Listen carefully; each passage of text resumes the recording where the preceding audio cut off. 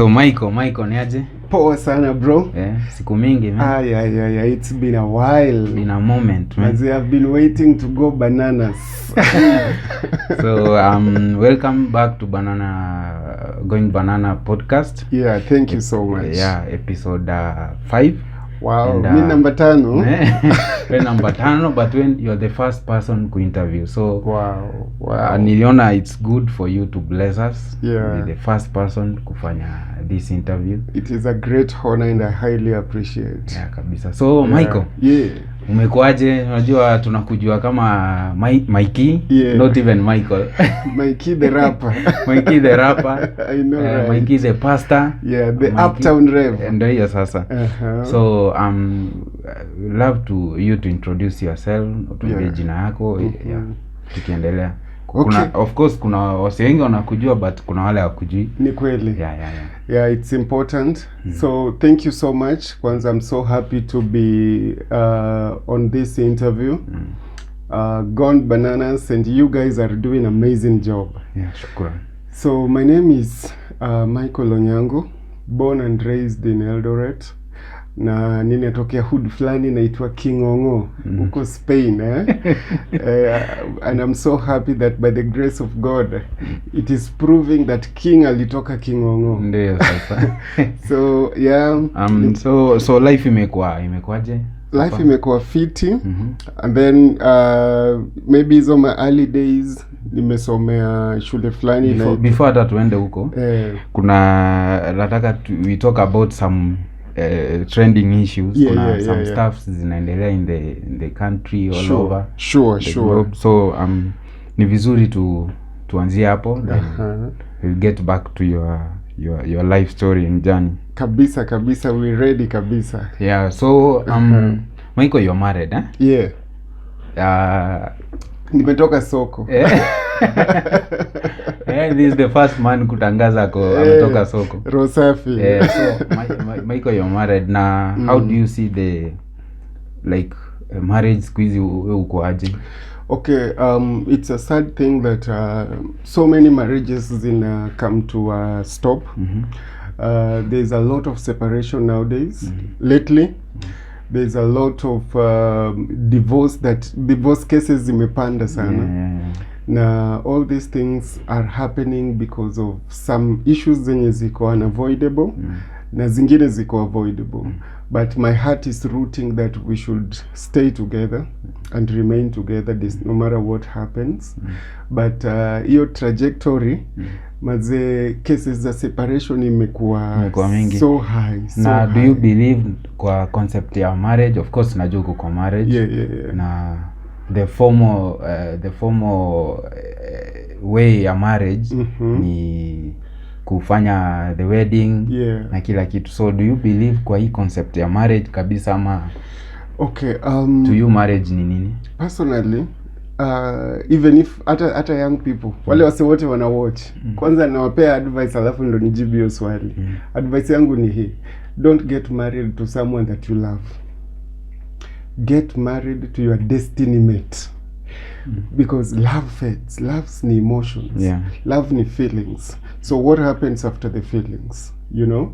So you need someone that is connected to your destiny. Someone that is purposefully connected to you. Someone that is going to support your gifting and and who God created you to become. So don't get married to someone that you love. Get married to your purpose mate. Number 1. Number 2, so many people wanna overdo. They're overdoing manze. Yani wameka hii kitu mpaka imekuwa too complicated. And so many people are doing beautiful weddings but very bad marriages. So me, I don't believe when you are married and you are happy that you keep posting your person, sijui nini, you put it all over there. Me sijui ni old school, lakini mi ni type of a man mwenye hata nikinunulia bibi yangu gari siwezi post. Wacha ya post kai na mbamba. But okay, yes. Tunakupata hapo. So na the wedding, did you do the wedding? The white wedding ama traditional wedding? Okay, mine was official. We were prayed for in the church. Of course kuna kuenda kwa kinademu wezishi na mtu kimandazi namna hiyo, of course. And then my wife comes from yani cross tribal. So part of her is Luo, part of her is Kalenjin. So hiyo ma processes tumeenda, zingine zimebaki, we still in the process. Yeah. Okay, so ni wewe ulianza kwanza kumleta kwanza kwa nyumba, then hiyo muda unachoma. Cause yeah. Tunaona kuna issue ya wokeness. Yeah. Like venye I think kitu yenyewe ufanya wasi wengi wa last juu sijui kama unajua field director. Mazee feel it na mtambua sana. Juzi ali-announce aliachananga na bibi yake long time ago. Na like hatukuwa tunajua, so akatangaza and yeah, so wakaachana na from the look of things walikuwa happy. Unaona? Yeah. So wokeness, unajua wokeness? Yeah. Does it have something to do na hizi divorces mingi na breakups? Okay, inategemea because maybe nikiguzia kidogo hiyo issue ya Phil na Kate. So many people, kwanza I am happy the way they did it. Nilipenda sana because sikuona mtu mwenye disrespect the other. They both kept it to a point that they respect themselves and their children, and so they asked us also to respect them and their children, which is a noble thing to do. Ni better kushinda zile zenye munaachana munaanza kuwekana status, sijui mumechomeana muenda kwa ubare tunakuona muenda kubana. And so you talked about wokeness. Na pia I think nature too ya women pia ni different, and we need to address this issue. I'm a believer. I am a minister of the word, and I champion for people to love their spouses. But pia we cannot be blind to what is happening right now. I think we need to go back to the basics. Because now I think we need a modern man for our women. Sai bado tuko na ule old man to an advanced woman. Maze we need to balance. Don't you think, acha nikukata hapo, don't you think hii ku transition to a modern man ndio imefanya tume lose value ya marriage venye ilikuwa, concept ya marriage venye ilikuwa kitambo? I think kama hiyo itaweza kuwa imecause kuna the phenomenon inaendelea. Unajua Andrew Tate na mtambua, unajua Andrew Kibe? These are people Kife the whips the whips man. So these are people wenye many males, young males wenye around 18 to 35 wamekuwa role model wao kabisa. Do you think hiyo ni kitu imekuwa ikimiss, like mwanaume amekuwa akifinywa sana na amekuwa akipeleka kwa njia yenyewe anataka anafanywa transform kwa kukua mwanaume different na venye the real man? Yes. Now by the way, wakina Kife ni highlighting, but let me tell you the origin where it all began. In 1939 huko wakati to 1939 to 1945 wakati wa the Second World War. By that time men were growing up. You undergo through the passage of rite, kama ni circumcision ama whatever passage of rite that you had to go through. After that, kama ni man unapelekwa unafunzwa kukuwa a warrior. And then from being a warrior, then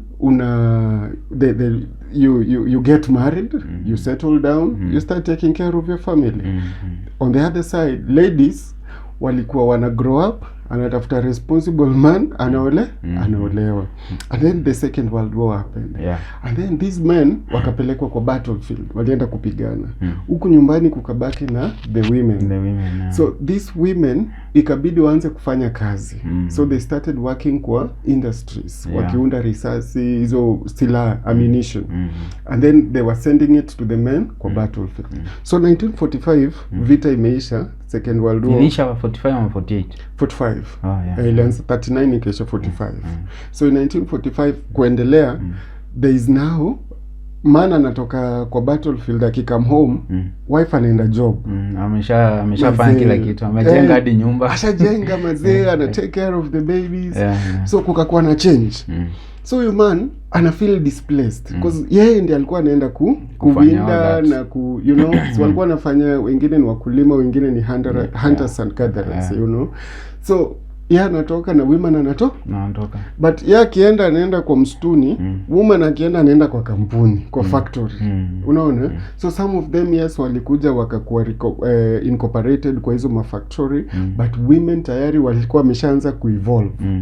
And then kutoka hapo kukuja hapo mbele kidogo kukakuwa na hizi empowerment. So women wakaanza kukua empowered. Sijui kuna Beijing meeting, wamama walienda wakafunzwa, wakina Charity Ngilu, wakina Phoebe Asio, wakina Julia Ojiambo, and these great women that we appreciate. And then they came with, na wakaanza ku-create your independence. So these people wakaanza ku-influence our girls. Na our girls wakaanza ku-grow hata from the courses that they were doing kwa shule. Because ukiangalia, ukienda kampo, kuna hii section ya STEM. Men wanafanya sciences, engineering, programming, mathematics. Unaelewa? Lakini ladies wanafanya courses gani? Education, BA, nursing, business management, vitu hizo. Unaelewa? So let's take this example. So hao watu tayari washapewa kipaumbele kwa masomo mwanzo na wana evolve. This man is not evolving because hakuna mtu anamtrain. These women are getting empowered each and every day. Look at the courses. Wewe umefanya programming. You don't relate with people. Ni wewe tu na makompyuta tu around. Umefanya engineering. Uko tu kwa masai tu unapiga, ni wewe tu na makokoto huko nje. Umefanya engineering ya kuunda magari, ni machuma tu. These people wamefunzwa vitu za kurelate na watu. Ukienda kwa shule, madam ni mwalimu ni madam. Anaongea na wanafunzi, ana connect na wazazi, anaongea na walimu wenzake, unaelewa? Ukienda kwa hosi, nurses, madam, they know how public relation, unaelewa? Sisi wetu ni stress tu na machuma zako na mastima zako, unapigwa shock huko, nobody cares for you. You get it? Life haina hata kupiga, niona ni mingine hapo. Life ya mwanaume ni tricky hadi akipiga mswaki unasikia ni kana nyongo. Yaani anaweza die anytime. Manze kila kitu inamuattack. Una get? I think these people unaona wako peke yao. And let me tell you, if there is a lady now, mimi na lady saa hii tutoke hapa twende town, twende kuomba kazi, atapata kazi mbele yangu. You get it? So these men are unbalanced. So that I'm happy about what Tate and Kibe are doing, though to an extent wanakuwa extremist. I don't support their extremism. But waja balance vizuri. But what they are talking about, there is some truth in it, and I highly support it. Now you understand why most men wanakuwa yani wanakuwa attracted na such content, because they are oppressed. So when they see anyone, in fact ukiangalia views za hao watu, Kibe was hitting almost 100 million plus. Tate alikuwa cancelled na Kibe by the amekuwa cancelled YouTube, you know. So I mean ini kitu systematic and I'm happy umeleta hiyo point. Kwa nini wamekuwa cancelled? Kuna reason. Reason ni kuna reason because the West hata argument yako from the start ya World War, I think there were few people wenye walikuwa selected from Africa kwenda kupigana World War, ndio? Sure. And of course kuna yenye ilifanyika between Kenya and Tanzania because of the British na Germany. Yes. Hata the French hizo ma protectorate. So ni kidogo Africa ikuwa world war ikuwa sana. But the Africanism na the way of life nilikuwa naona iko same juu. The way my grandpa aliishi life yake, the way alikuwa anatufunza. I mean haikuwa niona ni the best, like sikuona hata used to take kinywaji.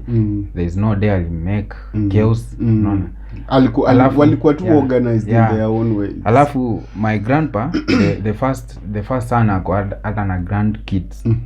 Lakini alikuwa akikuja huyo mwenye ni grandpa wa mtu, unaona tu ananyamaza tu, like kuna hiyo respect between father and son. Na sidhani kama saizi iko hivyo na umejua kwa sababu haiko kuna something that you've talked about very important. Kuna hiyo westernization, kuna hii westernization sio tu kwa the way we are dressing, the way we are living. There's something there are people that are pushing an agenda. Kuna agenda of course. And I'm praying hii channel yetu isiguzwe. But nataka kuongelea watu wa alphabetical order, watu wa rainbow. Hao watu saa hii ukiwaongelea wanakuchuja. Ndio imebidi niseme hii story hata na share ndio usinielewe. Nikukat kidogo. No, you can talk about it. Hakuna kufilter. Because the issue ya kusoftenisha man, I think ni kuleta mwanaume akue kwa hiyo LGBTQ and cheki hata ma movies zenye wanasema. Cheki movie kama sijui nitaje. Yote kuna hii movie inaitwa Empire. The first time nilianza kuwatch hiyo movie, there was a narrative that they were sending. Unapata wanaanza kuweka hii kitu ikuwe normal. So unapata wanachukua ule mtu mzuri kabisa, wanampea character ya either gayism. Kuna ule the brown guy. Ule alikuwa na issue na in real life. Alifake amepigwa na some guys. Alafu akakuwa cancelled and all that. Hiyo mama imeanza so it's gay in real life. The brown guy alikuwa anaitwa nani? Justice Smollett. Bas. So unapata they take good people ama character mzuri wanapea mtu kama huyo. Ndio ukiwatch unaanza kumfilia akiwe huyu na nini mpoa. Hata sasa what they are doing, wanajaribu kusoften mambo ya ugezi. Isikae harsh hivyo venye iko, unaelewa? So wame succeed. They are selling. Wewe angalia movies zenye zinatoka Hollywood saa hii. Lazima ikuwe na gay people. Lazima ikuwe na hiyo place. So unapata it is a narrative that they are selling, and hao watu wanajua kuchampion hizi vitu. They are really pushing it, and the same thing is happening. Men wanaanza kufinyiliwa pia. Men wanataka wabaki kwa ile setting yao, wakuwe soft. Na unapata si mbaya kukuwa soft, but tusizoeane. Mimi niko na wife sasa hivi. Nimedoze. Alafu ati wife yangu ananiambia, we umejua leo ni duty yako ya kuosha vyombo. Vyombo ziko hapo kwa buda. Yes, do. But nikitaka kuosha vyombo naosha kwa sababu unataka kumsaidia. But si ati ananilazimisha, unanielewa? And so these narratives have to we need to reorganize our men. Now let me take it back because I'm a minister. I'm a preacher. Let me take it back pia kwa context ya Bible. Do you know kwamba when God created man, male man, of course both of them, male and female, are men, but a woman is a man with a womb. But now I'm talking about a male man. God created a man na akampea characteristics za leadership. And so a man must provide leadership. Any man mwenye unamuona, ukiona mwenye ako distorted mbao wenye wanawekwa na kina mama, hiyo pia inachoma, inazidi kumake hii situation kukuwa mbaya zaidi. You understand? So men are supposed to be visionary people. God gave them, they are leaders naturally. Mungu ndalieka. God did it. Unaona? So we are not trying to undermine the women, but that is how they are wired. Yeah. But now over time na advancement that we are having, which we appreciate sana sana ya technology, but we cannot get away from the original plan of God. It was the plan of God that man should be the head of the family. Yeah. And so man, you know, they are known to be seed bearers. Yeah. Women are fruitful, men are seedful. Mazi, hata naonanga wa mama wanatuchocha hapa acha nasema ati unajua nimelea mtoto miezi 9. We have been pregnant since we were born. Na tuchochi. Tumezibeba tu. Miezi 9. Kwanza hata ni millions. Si mmoja. Na si mmoja na si tumekuanga pregnant since we were born. You know? Na to crave. Ndio hiyo sasa. Kuna cravings. No cravings, dream to rise saa 9 usiku manze na mtichoma na kunusa duster. So wana exaggerate vitu. Ati babe nipe mako hapa ni nusu. Ndio tafuta wa mjengo. Pata ushuhuda huku. Mtoto ni chokorani. Man. And so unapata hizi vitu zote zinajaribu kuput amani in a certain way. Inajaribu kumsharpen in a certain way. Anataka kumshape venye wao wanataka. Na hii inatutoa kwa the original plan of God. Yeah. Now let me talk about sonship na maleness. Hold on hapo. Nisikupoteze your line of thought. Yes.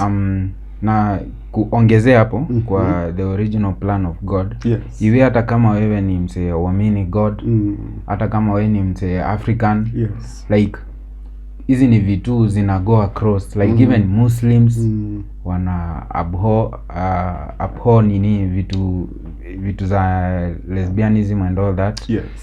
African setting pia ni hivyo. Even the English men, the white men wote wana like society zote kuna way venye hawako wana practice hizo vitu. Yes, ime emerge tu from all of. Na nisikupoteze your idea. Juu kuna wase wana argue kuna wase uzaliwa hivyo. Hakuna vitu ya kuzaliwa, hiyo ni ufala. This is the point. Unaona, okay, I don't want to preempt anything because pia I'm not a doctor, but this is my personal opinion. Of course, kuna men na kuna women na normal the biological way. Alafu sasa kuna hawa wenye pengine we can now wanajiita transgender. Have you ever seen one? Yes, I have a friend. One. She's an activist. I think I met her through the organization's plan. For me, ni man. Okay, ni lady, but akona hiyo sehemu nyingine. So ataki umuite she. No, like unajua acha nikwambie. Mimi penye mimi ni mtu nimesomea Nairobi, lakini life yangu mingi nimekulia Ocha. So umetoka from both extremes. Na growing up hata Nairobi, sikuwa najua I was very innocent. From class 1 to class 8 sikuwa isikia hata kuna kwanga na gay, kuna kwanga na lesbian. Naona maybe ni juu natoka 90s babies, unajua generation yetu ni different. Alafu Ocha ushaona mademu Ocha venye anakanga tu ni kama dude fulani tu iko naye, ni venye tu ako na hiyo kitu ya mwanamke like jambazi. Alafu kuna niko na friend of mine mwenye alikuwa high school. She had a feminine voice. Lakini like hao say walikuwa wanaenda kuoa. Just imagine those guys wanawake wenyewe unapata kuna beard kabeard. I've experienced such. Wangekuwa kwa the white man's land, I guess wangeambiwa nyinyi ni gay ama nyinyi ni lesbian. Sasa unaona hiyo how do we call it now? Hiyo ni ubaguzi kulingana na maumbile. So mtu ana kuna analogy kuna analogy kwa hivi. Like the reason why nasema sijui kama utanielewa. Wewe test yako ya as in career yako apart from kuminster the word ni nini ingine uko na nini na? Okay, I trained as a teacher. I'm a trained teacher. Okay. I also trained as a counselor. Trained counselor. I also trained in leadership and governance. Alafu sasa ndio hiyo nika-train ya mambo na hiyo ministry sasa. Kwa biashara sasa tuseme hiyo ni professional service. Okay, service serve watu. Yes. But now unaweza penda kuingia kwa field gani? Real estate, farming? Okay, in fact tayari niko na businesses kiasi hapa kidogo. Yeah, so farming sana. So farming, tuseme farming. Farming ni kitu unakuwa influenced. Unacheki? Yes. From ukiwa 2 years huko unajua hata nini na revolve around you. Unacheki? Yes. Ukiwa 6 years ulikuwa unaishi tu. Unaona? Then hizi vitu zenye una grow unakuja kupenda kama unapenda maybe real estate ni kitu unaona kwa role model fulani, so inakuwa influence, unaipenda kwa sababu ya influence fulani. Do you see where I'm going with this? I'm getting you. So unapata these guys like nimekwambia kuna kuna madem wenye ni wanakamen lakini they go on hata wajui what is happening. Yes. Like sasa hii wokeness inafanya yani tuna lose the nini. Okay, tuna adapt into new things.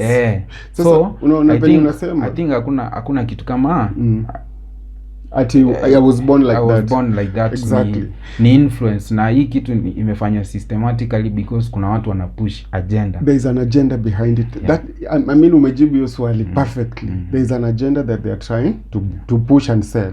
But listen to this. What you have said is exactly true, and I'm saying it in another word. I am a representation of a presentation. Kwa nini mimi ni teacher?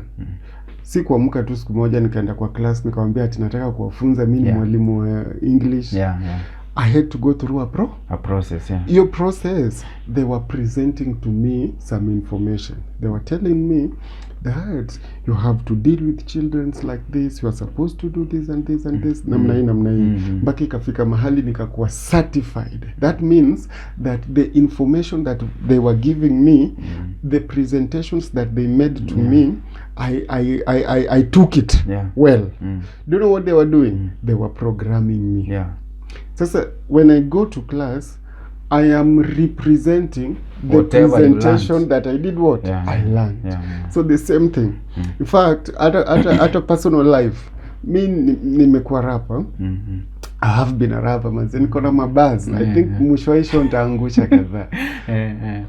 Reason why nimekuwa rapper na sifanyi reggae na sifanyi hizo mawimbo za kulialia. The first influence yenye nilikuwa nayo ni ya hip hop. Ni hip hop. Cause nilikuwa hiyo kila mtu manze nilikuwa na mabishti zangu na hip hop hiyo sasa. Alikuwa nasikiza Mapak, hiyo enzi tu ni Dia Mama. You know 50 cent pale huku mtaani huko fulani ndani na ndio hizo sasa hizo ndo zilikuwa form. Alafu show yangu ya kwanza yenye niliwahi attend nilienda Dunda. Yo Dunda ilikuwa inaitwa Sams. Quiz sijui ilifungwa ama something. So Sams ilikuwa LD. Maze Sams ilikuwa mahali chini underground. Tulikuwa tunaenda huko jam session saa 8 maze. Ilikuwa imejaa namna hii. Nilikuwa dominated na hip hop sana. But sasa hiyo day 1 yenye nilienda nilipata wakina Klepto. Hao ndio walikuwa guests. Maze niliingia hivi kwa club. Wakina Nyashinsky, wakina Kolo na Roba. Ile ngoma yao ya tuendelee. Maze yani they blew my mind away. Ukakuwa influenced. Buda siku hiyo kwanza hiyo siku nikakuwa hapa nikaanza tu kuandika zangu mtaani, unaelewa? Cause hiyo influence ilikuwa so deep. And when I saw this guy, when they were performing, the way people were cheering them, the way people were going crazy for them, ili sana, ili touch sana. So hizi vitu ni inspiration tu, yani ni influence. We are products of whatever information that has been passed to us. Na kuna statistics ilikuwa kuna stat ilikuwa inasema I mean what's the most gayest society like generation? Ni yetu. Unajua ni yetu. Yeah, not even ni yetu because sisi 90s tuko between hii na ile ni transition hapo katikati. Hapo sasa the millennials. Hii Gen Z ni hawa wa 2000s and kuendelea sio. Hao ndio the most gayest and hizo ma groups za Rainbow. Buda, yani unajaribu kusema hata Sodoma na Gomora ilikuwa afadhali. Like in the most in history, the recent history. Yes. This the most evil society yenye imekuwa. Yeah. So wow, it has something to do na your influence too. Na pia umeleta point poa kuhusu hawa sema Gen Z. And I'm feeling that's why God called me in such a time like this, because at least me I can understand them, because we can relate. They are my younger brothers. Na pia umetransition from hiyo uko in between. Umeonja hiyo life ya hakuna stima na life ya stima. Millennials na Gen Z tumefuatana hivi. Unaona? So unapata wacha nikupe kanini kidogo ka background plan. Our parents unaona venye wako. Hao watu ni kama wanakuanga wakigrow up wanatrainiwa kukuwa polisi, military. Kwa watu ni wakali. Uko unaona war anything yani anywhere unapata war tu. Manze mimi madango alinichapa siku fulani. Nikaingia kwa kiti ya siriko. Unajua kiti ya siriko? Akatoa cushion, akaendea mwiko. So ni hapa tu. So one thing that I learned about them, their generation, they went through hardships. Because unapata most of them were born between 70s and 80s. 82 kui inafanyika. 60, 70, 80. 60, 70, 80. So hapo nyuma kulikuwa na vita kwa sababu walikuwa slaves, wakapata uhuru 1963. No, their parents ndio walikuwa slaves. Sasa si parents wao wamekuwa slaves. So wamegrow kwa hiyo slavery. Yeah. So, no. 70s au kwa sasa no the parents now before simejua parents wao waliwazaa between 60s 70s. But sasa their parents wamegrow kwa hiyo mindset ya slavery. So yes wamepata uhuru, but mental slavery ina take time to transform. So parents wetu waka experience part of that. Unaona? And then unakuja unapata 1982 kui inafanyika. So people wanaanza radicalize vitu. Alafu kulikuwa na magonjwa mingi zinatokea. Hizo outbreaks zilikuwa kibao na hakukuwa na solution. Ndio hiyo. And then pia kukakuwa na inflation, world inflation. Economy ilikuwa inaenda chini kabisa. So madhara zilikuwa mob. So unapata these people are growing but wanna go through hardships. That's why most of our parents ukimwambia dadi sina viatu, mwambie sisi tulikuwa tunatembea mguu tupu. Dadi nataka kufanya. Mamangu alikuwa ananiambia alikuwa anasoma kama ameweka mguu kwa maji. Ndio transnight. Unaelewa? So unapata they went through hardships, and I'm grateful that Mungu aliwasaidia because they overworked. They worked so hard to make sure kwamba watoto wao wako better. So one thing yenye wazazi wetu waliinvest ni kutupeleka shule. Waliinvest kwa shule, wakasahau. Did they forget about the emotional part? Of course. Lakini wanaona we grew, yani tulitokea better. We are better than most generations. And that's where I was heading. Because ukipata discipline level go juu. Number one. Tume transition bila stima, tukakuja sasa in the millennial tukapata stima zinakam, technology so hata hizi vitu zikikuja we are aware penye tumetoka. Tuko aware penye tumetoka. Mambo na internet is coming, you know, things are starting to transform. Sisi tulikuwa tunamaliza fourth unaambiwa aenda fanya computer packages. Enda ufanye packages. Yani they are trying to put us ahead. Sasa sisi tume experience both extremes. Now kuna hawa Gen Zs. Gen Z now ni watoto wetu ama watoto wa brothers zetu na sisters zetu wakubwa. Wakubwa Unaelewa? So unapata hao wa sister wetu na ma brothers wetu wakubwa kwa sababu ya ile hardship yenye wakina parents wetu pia walitupitisha wakitusomesha, wanataka wapea watoto wao soft life. Unaelewa? So watoto wa majenzi wengi ni watu wa soft life. Because parents wao wako wako na information, they are want learned, they want to give the plus best they want to to change whatever walikuwa wanaona wanapitia wakiwa wadogo.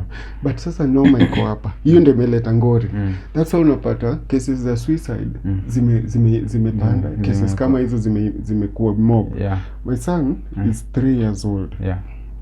Akitoka chuo kishika hii simu, ataweka password, ataweka wifi on, ataenda YouTube na atafute katuni yake. Ako 3 years. Unajua mimi nilishika ilikuwa simu ya budangu 6, the first phone. Na nikatululu kubwa ni kama silaha. Alikuwa na nini? Alikuwa ananionyesha, ilifika tu place akaniambia kunipigia. Sasa alikuwa anataka kunionyesha like button nilikuwa najua ni kukat na kupiga green na red. Like hiyo ni almost naenda class 8. You are a grown up. Lakini sasa hii mtoia anajua. Mimi niliwahi jaribu wakati mzee ametoka na mother, kwa sababu hatukuwa tunapewa opportunity ya ku-explore. Unawasha TV, najaribu kuunganisha, na mmoja tulikuwa tunatumia battery. So unawasha huku naweka huku. Alafu mnataka kuunda hii kitu muone. Lakini mother akuje.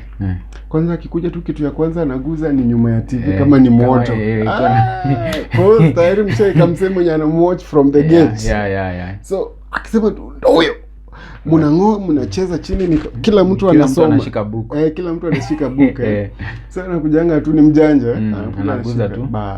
Anasema ni nani? Wote mtatandikwa mpaka mtoe ule culprit mwenye alianzisha hiyo story. Mwenye alipeana idea. So unapata hawakuwa wanatupea opportunity ya kuwa creative.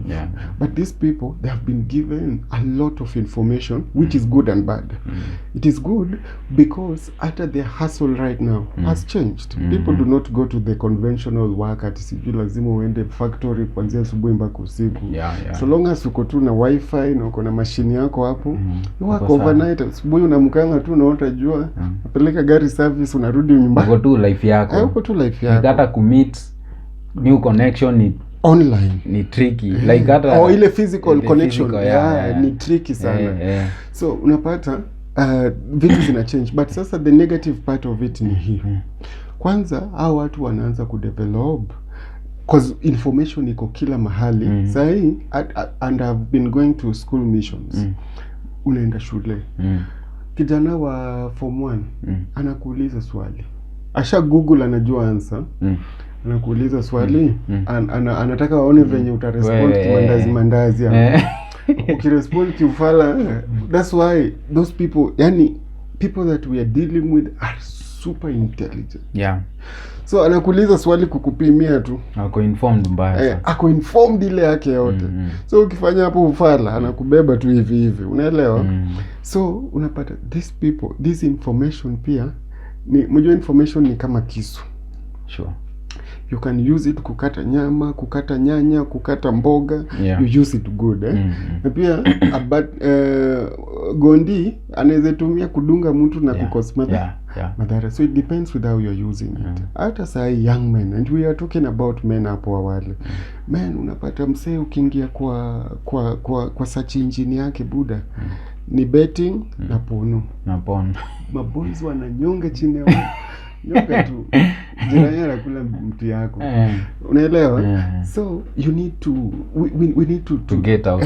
Cause hizi vitu unapata huyu mtu akiwa tu na internet na phone akofiti. Ndio analani hizi vitu. Hahitaji friends. Hataki kuconnect. In fact, hii mambo ya technology majuu ilikuwa imeenda sana mpaka sasa hivi wameanza kuidiscourage because initially people started to work na production.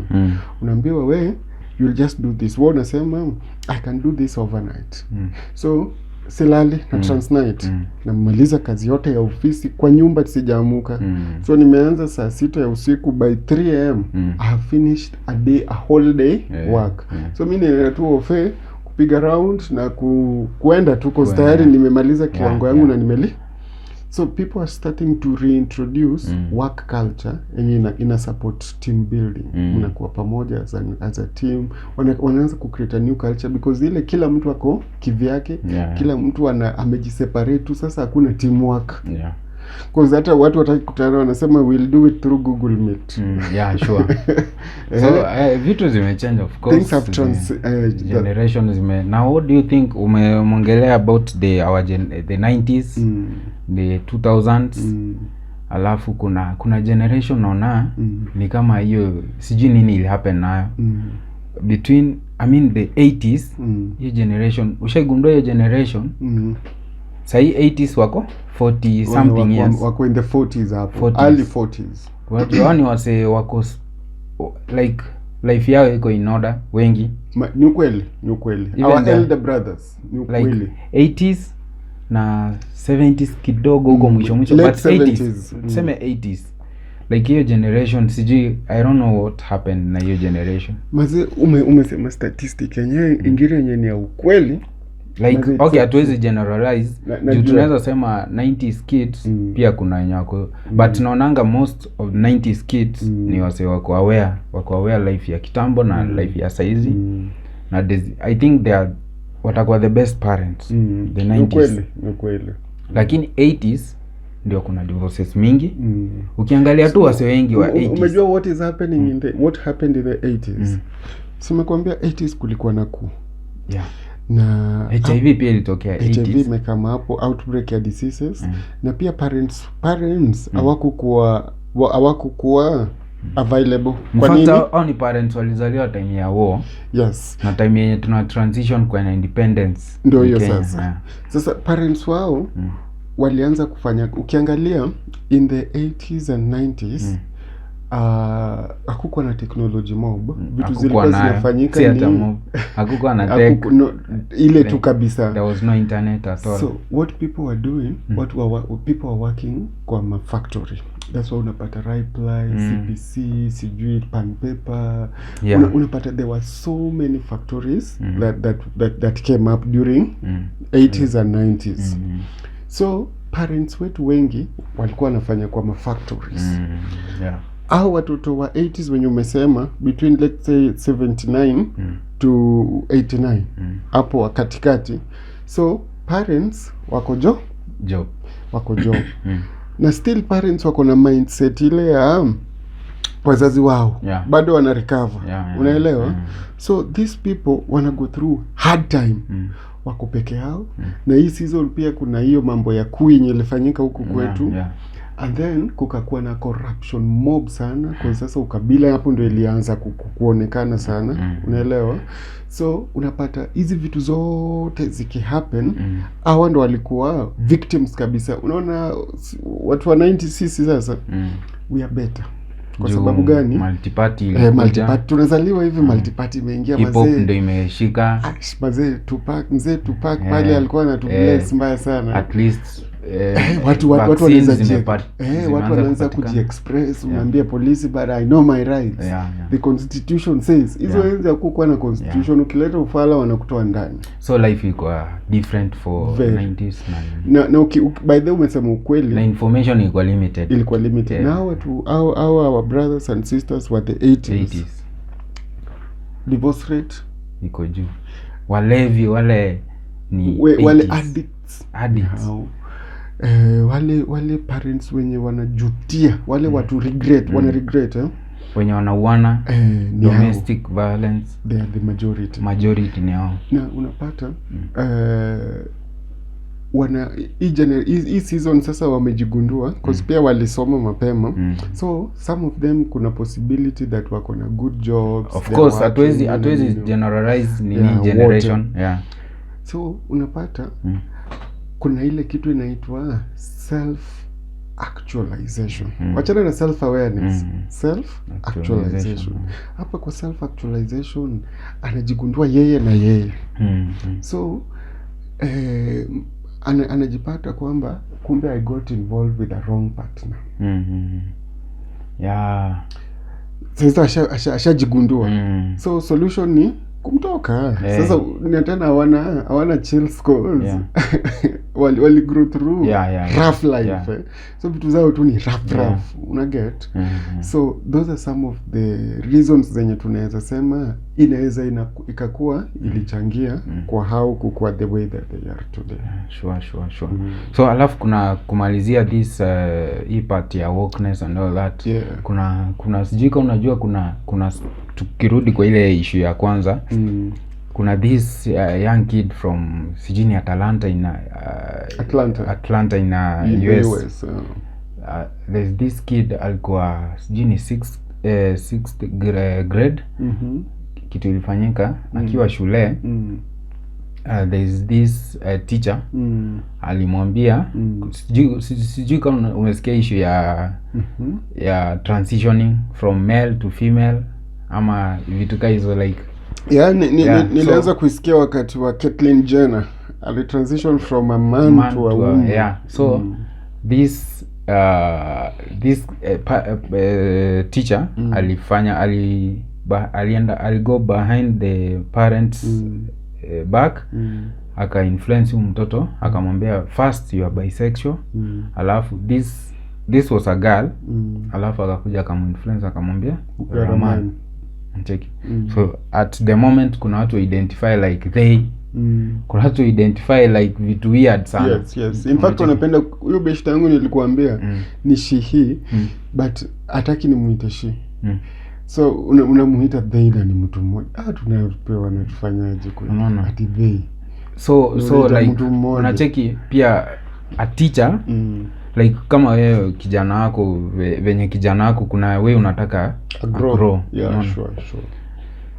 A teacher may go behind your back, influence you mtoto ati ni dem amekuwa boy. Like how do you in your case unaweza handle aje kitu kama hiyo?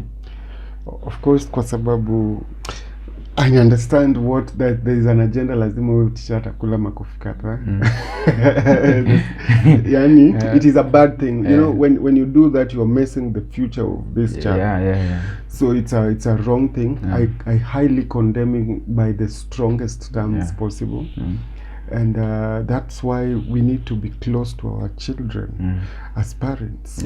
We should follow up with what they are being taught, what the teachers are doing with them. Like with almost the same case, there's an incident pia yenye happened. Really happened nikiwa kwa shule when I was still a teacher. There was a lady, a girl. Alikuwa anaishi na mama anaenda kazi.